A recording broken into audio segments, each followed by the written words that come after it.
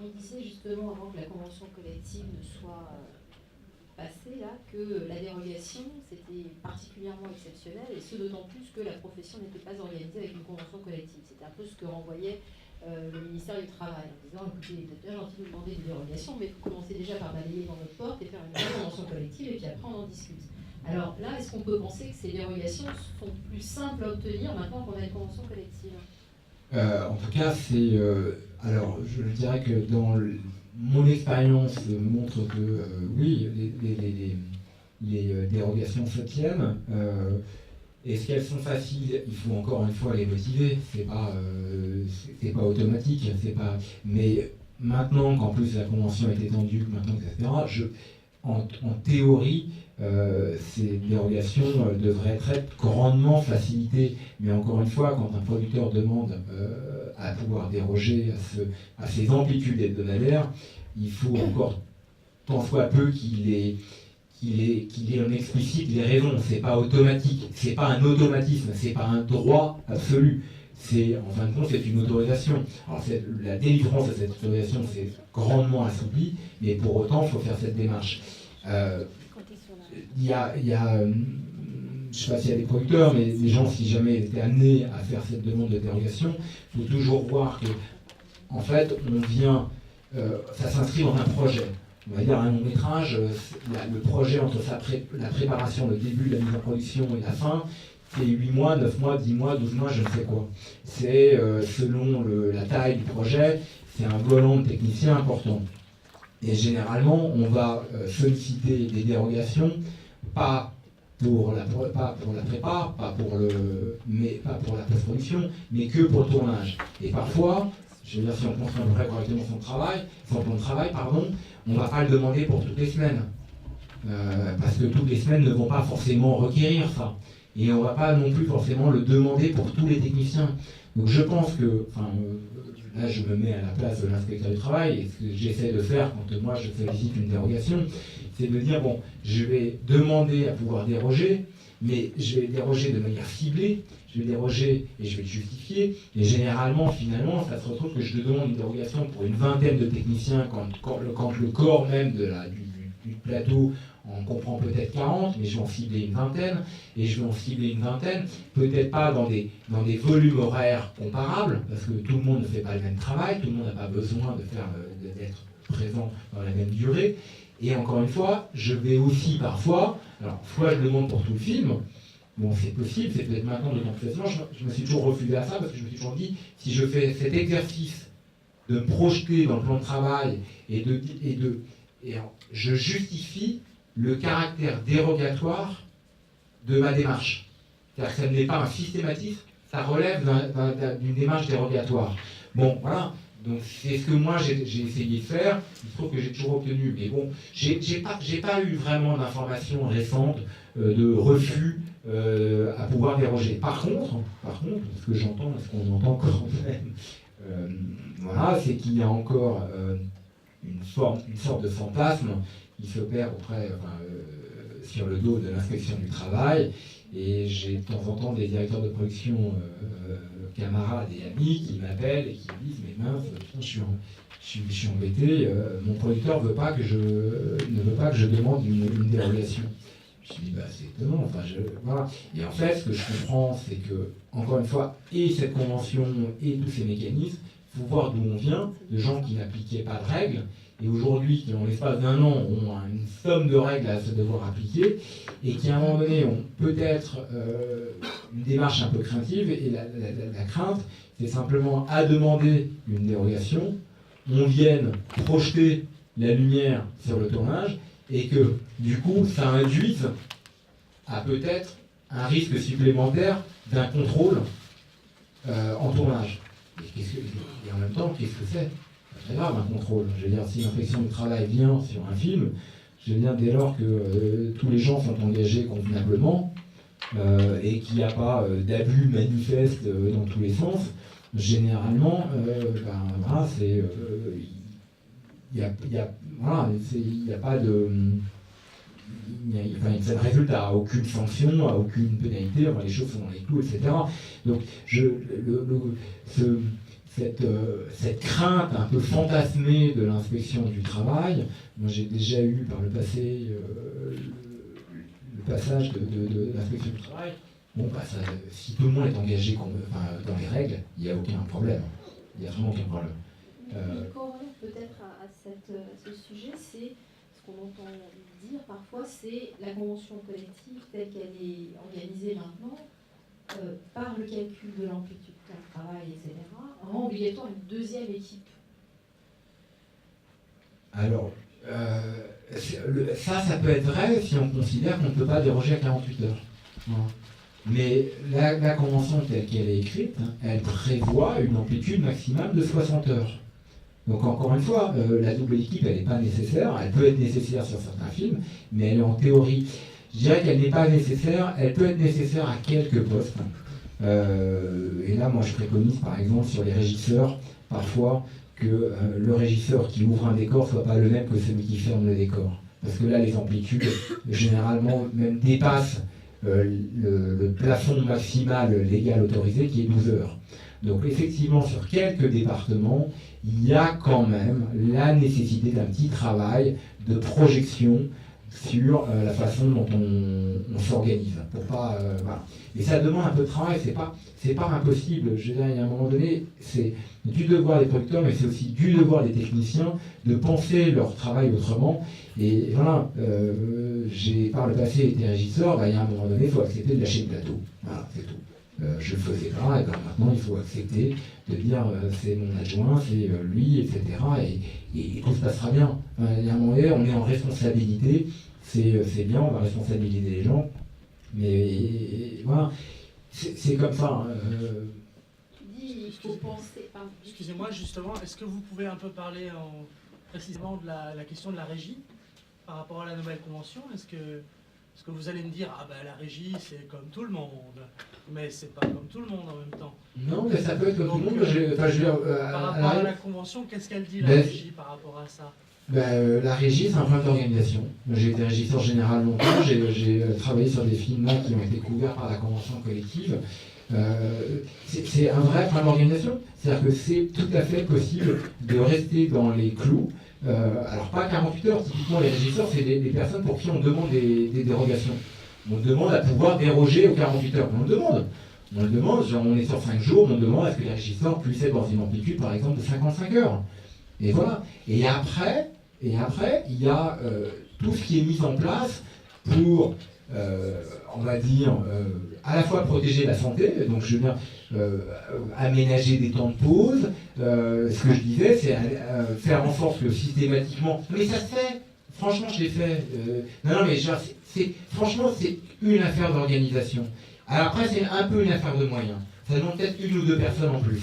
Non mais, oui, mais attendez, vous savez qu'un régisseur, son seuil d'entrée, c'est 534 € pour 45 heures. Si ça passe par l'emploi d'une personne supplémentaire qui va permettre, en tout cas, de créer des rotations, ça marche. Ce que je disais, c'est que le régisseur général qui ouvre, c'est pas forcément le régisseur général qui ferme le décor. Et franchement, je l'ai fait, ça marche. Voilà. Mais ça demande quoi? Ça demande à ce que tout le monde y soit sensibilisé, et à commencer par ceux qui font ce travail-là. Et encore une fois, ça demande quoi? Ça demande d'être un peu clair en amont, ça demande de se projeter sur le plan de travail. C'est quoi? On parle de quoi? De travail préparatoire. Ensuite, il y a parfois, il y a parfois des aléas. Il y a parfois des aléas sur un tournage. Il y a une semaine, vous n'avez pas demandé de dérogation, et ben finalement, vous allez en faire 3 de plus. Bon, oui, c'est comme ça, et puis je pense pas que l'inspection du travail va venir redresser qui que ce soit là-dessus. Et je vais vous dire, il y a même la possibilité, parce que ça existe dans le domaine du bâtiment, le domaine du bâtiment, c'est ceux qui sont le plus gourmands en termes de dérogation. Pourquoi? Parce qu'on construit une route, il y a les aléas climatiques. Et si le lendemain on sait qu'il va pleuvoir et que ça va ruiner tout le travail effectué pendant la journée, et généralement on met des bouchées doubles, et puis en fait ce qui se passe c'est que l'entreprise adresse un fax à l'inspection du travail et elle lui notifie que non seulement ils vont travailler plus, mais qu'elle explique les raisons.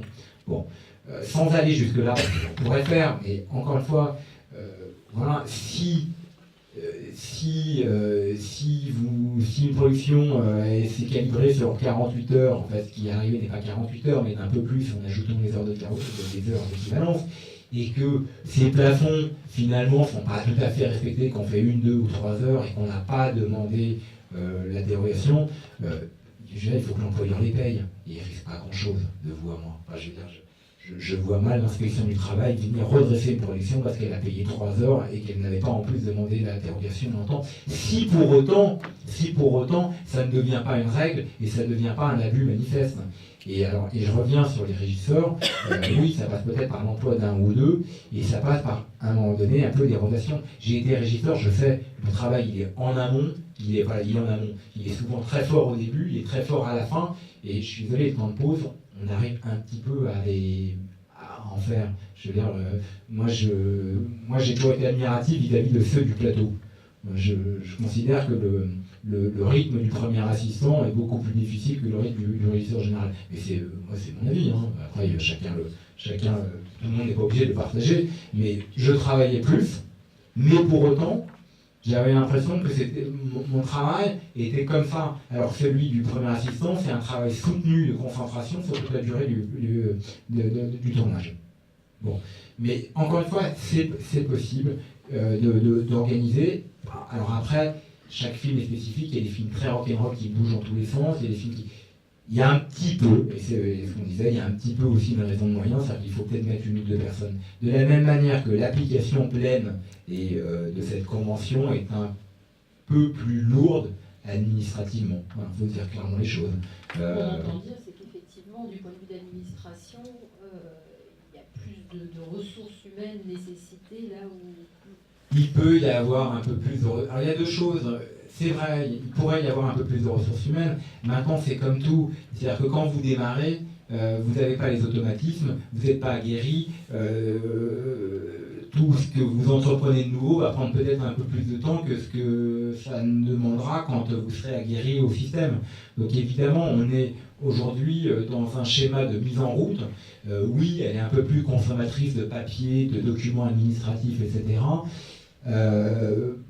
Bon, ben voilà, je sais que sur des productions un peu installées, ben on a recours à une personne en plus, mais qui n'est pas forcément un chef, un administrateur ou un administrateur adjoint. Ça peut être un auxiliaire de régie en renfort pour la production qui fait ces choses-là. Voilà. J'ai encore des questions, excusez-moi. Donc là, moi, je vous dis tout de suite, votre réponse par rapport à la régie ne me satisfait pas du tout. Mais je ne vais pas rentrer avec vous dans un débat maintenant, parce que vous avez été régisseur, vous êtes directeur de production, donc voilà, c'est... peut-être qu'on pourra continuer ça dehors. On n'en viendra pas au loin. Ce que je dis, juste on le terminera après. Je ne vais pas rentrer dans un débat avec vous là-dessus, je ne suis absolument pas d'accord avec vous, mais c'est pas grave. Qu'est-ce qu'il en est? Parce que vous l'avez dit un tout petit peu tout à l'heure, vous l'avez évoqué mais très vite. Qu'est-ce qu'il en est en fait des accords tacites et corporatistes et pour certains syndicalistes en ce qui concerne les équipes électro et machinaux qui ont toujours eu des particularités négociées historiquement. Est-ce que la Convention les conserve? Est-ce que la Convention... est-ce que les supprime tout? Vous avez eu l'air de dire tout à l'heure, les heures de remballe, c'est fini, etc. Je voulais savoir ce qu'il... Enfin, je sais pas, j'ai pas bien compris à un moment donné, vous avez parlé de ça. Non, les heures de rangement sont des heures de travail au même titre que les heures de préparation de tournage. Ça, il n'y a pas de distinction. Il y a un seul article, bon, j'y reviendrai peut-être plus tard, mais un seul article qui fait distinction. Parce que les électromachinaux, ils ont plein de petites choses comme ça. Non, ils n'ont plus rien. Alors, ils n'ont plus rien. Non, mais ils n'ont plus rien. Ça, c'est une information. Non, mais ils n'ont plus rien. Non, ils n'ont plus rien. Alors ça, c'est une autre nouveauté. Effectivement, il y a la disparition de la notion d'ouvrier. Tout le monde est aujourd'hui un technicien de la production cinématographique. Il n'y a pas deux statuts qui cohabitent. Voilà. Donc, au même titre, le chef machiniste, il est au même titre qu'une costumière, etc. C'est un technicien de la production cinématographique qui se voit appliquer les mêmes règles. Alors, je vous dis pas que c'est facile. Alors, mais après, ce qu'il faut, je vais vous dire, enfin, eux se considèrent comme les grands perdants de cette convention collective. Voilà. Et eux se considèrent comme les grands perdants. En fait, tout ça est un peu tronqué. Parce que leur niveau, leur salaire, on va dire leur salaire conventionnel n'a pas garantie minimum, n'a pas bougé, on va dire, par rapport à ce qu'il était avant. Mais en revanche, avant, il y avait deux choses. On va dire que pour eux, il y avait le principe on paye toutes les heures. Généralement, ils étaient là-dessus, ou alors on leur accordait un gros forfait, comme ça on fermait les yeux, on s'en embarrassait pas. Mais si en tout cas ils se référaient à leur texte, ou en tout cas à leur, qui était dénoncé d'ailleurs, enfin, en tout cas à leur usage, on payait toutes les heures pour eux. Mais là où c'était un peu litigieux, c'est qu'en fin de compte, en fait, ils se voyaient, l'idée c'est qu'ils voyaient payer toutes les heures avec des majorations qui venaient s'additionner les unes aux autres, hein, et généralement sans limitation de la durée hebdomadaire. Moi, voilà, il y a quelques années, enfin, un petit moment, je me souviens de chefs machinaux qui étaient certainement les plus hauts salaires du plateau. Pourquoi? Parce qu'en fin de compte, entre le matin où il monte dans son camion, il l'amène sur le plateau, et le soir, je fais un machin, le soir, il se retrouvait à conduire son camion de la fin du décor jusqu'au parking, et il avait des heures qui étaient majorées de 300%. Bon, donc, il y avait... Premier truc, c'est qu'en fin de compte, on les payait bien au-delà du seuil légal. On les payait pour 14 heures. Ils n'en sont pas loin. Donc ça, c'est une première chose. Donc ça, ça a disparu. Donc aujourd'hui, il y a un fonds commun, on paye, et puis on est limité par les préceptes légaux, etc.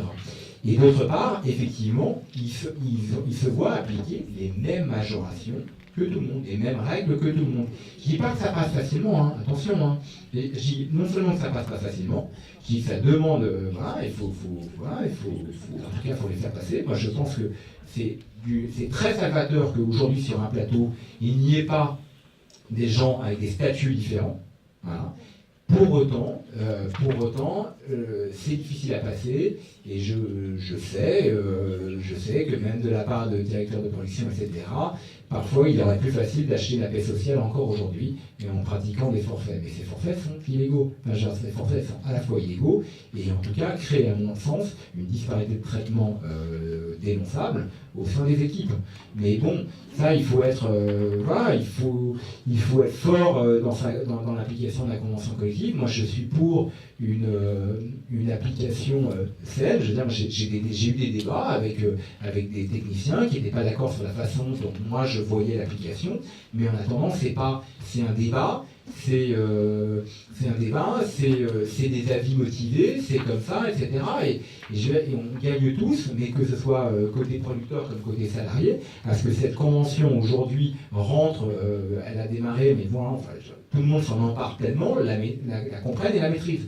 Je prends un exemple, hein, aujourd'hui, je pense que je ne viens pas de l'audiovisuel, j'en ai jamais fait, mais dans l'audiovisuel, il n'y a pas tous ces débats, hein. Ça y est, c'est terminé. Hein. La convention EXPA, elle passe, elle est acceptée, elle est contrôlée. Hein? Oui, mais comme je disais tout à l'heure, oui, c'est passé, mais il y a un sacré effet sur les personnes.